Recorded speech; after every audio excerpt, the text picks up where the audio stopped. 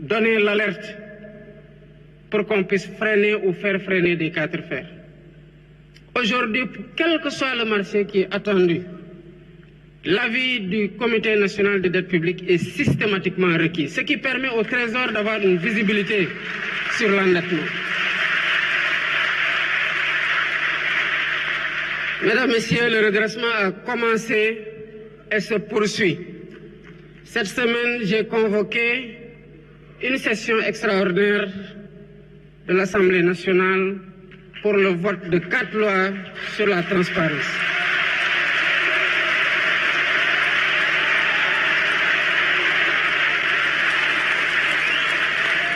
Mesdames, Messieurs, je vous invite à vous approprier ces lois. Ça fait une année que nous travaillons sur ces lois pour nous assurer d'avoir le meilleur dispositif de lutte contre la corruption et de promotion de la bonne gouvernance. Et vous le verrez, peut-être que vous partagerez mon sentiment. Et Dieu sait que j'ai été particulièrement exigeant. Je suis très satisfait.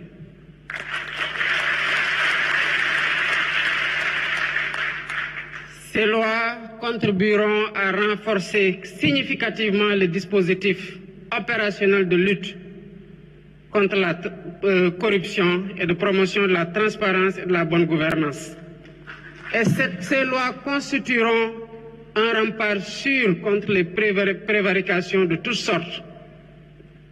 Il appartiendra au peuple sénégalais d'en être la vigie pour l'application systématique des dispositions qui seront retenues. Comme vous le savez, la reddition des comptes aussi se poursuit. Vous avez vu, l'Assemblée nationale fait son travail, la justice fait son travail dans la sérénité. Et ce travail se poursuivra dans la sérénité. Pour ce qui concerne la taille de l'État, le redressement aussi a déjà commencé. Nous avons dissous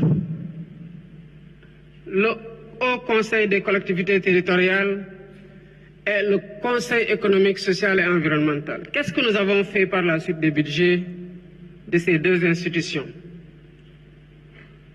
Nous avons recruté 2000 enseignants.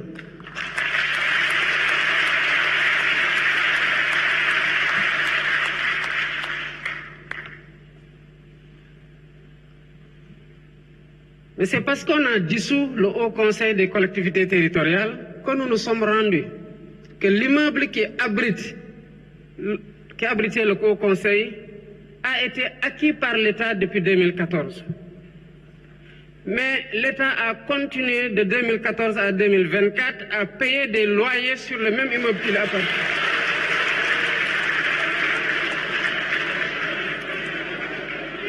Et cela pour un coût cumulé d'au moins 3 milliards en 2024. Si nous n'avions pas dissous le Haut Conseil des collectivités territoriales, l'État allait continuer ad vitam aeternam à payer des loyers sur le même immeuble qui lui appartient depuis 2014. C'est ça le redressement.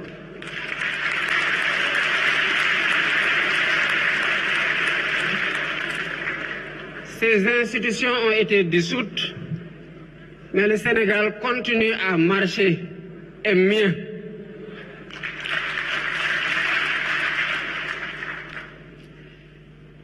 Nous sommes donc en train de faire ce qu'il nous revient de faire, un gouvernement responsable, soucieux des difficultés qu'endure le peuple sénégalais et ayant à cœur d'y apporter les solutions les plus immédiates. Mais ce que nous attendons du peuple sénégalais, c'est de comprendre que nous devons compter d'abord sur nous-mêmes pour nous sortir de ces difficultés.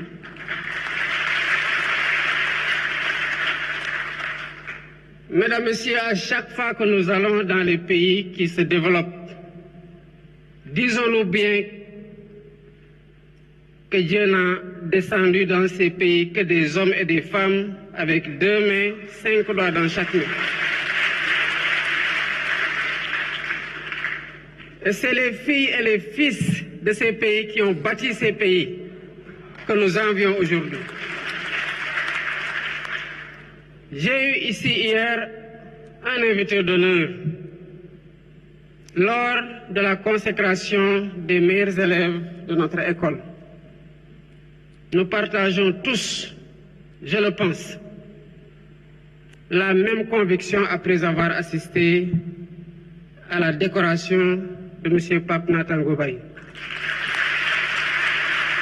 C'est qu'avec de la volonté, nous pouvons déplacer des montagnes. Et si un Sénégalais l'a fait, c'est parce que cette ressource se trouve en chacune et en chacun d'entre nous. Nous sommes en mesure de redresser la situation et nous avons déjà commencé à la redresser. Il n'y a qu'à poursuivre et à consolider les efforts en cours et Inch'Allah, tout ira très bien.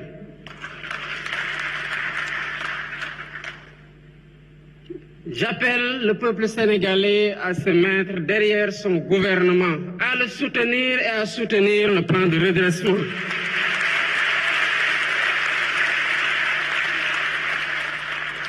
Les bénéfices de ce plan iront déjà au peuple. Ils vont déjà au peuple. Par le recrutement, je l'ai dit tantôt, de 2000 enseignants. Par le recrutement projeté de 500 enseignants du supérieur. Par le recrutement de 200 enseignants pour la formation professionnelle et technique. Et tous ces enseignants prennent en charge qui? Nos enfants. C'est ça le bénéfice du redressement, entre autres. Je passerai sur les autres impacts que le Premier ministre a brillamment exposés et conclure pour dire à l'ensemble du peuple sénégalais que ce que nous vous avons présenté et que nous envisageons de faire ne se fera pas sans vous. Il se fera pour vous. Il se fera avec vous.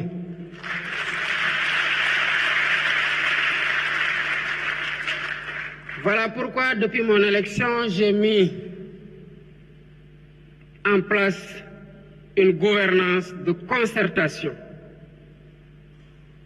qui a donné lieu déjà à plusieurs assises ou états généraux, à l'occasion desquels nous nous sommes parlé dans la vérité. Et nous avons ensemble conçu des solutions que nous avons considérées comme étant les meilleures et les plus adaptées à la situation. Il nous faut les dérouler dans la solidarité, dans l'effort permanent, dans le sérieux, avec la résilience qu'il faut.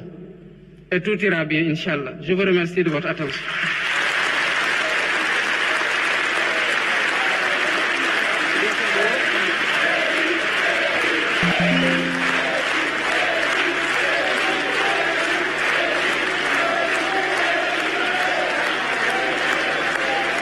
Voilà, mesdames et messieurs, donc l'excellente communication du président de la République, son Excellence Monsieur Bassirou Diomaye Faye, très ovationné ici donc par le public venu nombreux ce matin au Grand Théâtre National et qui est accompagné par le Premier ministre Ousmane Sonko et le protocole présidentiel. La communication a été extrêmement importante du chef de l'État. Il a rappelé les fondamentaux et notamment depuis son accession à la magistrature suprême, le constat qui a été fait et tout. Donc véritablement, il a ratissé large avant d'en arriver à ce plan de redressement. Il a donné le pourquoi. C'est important ce rappel historique.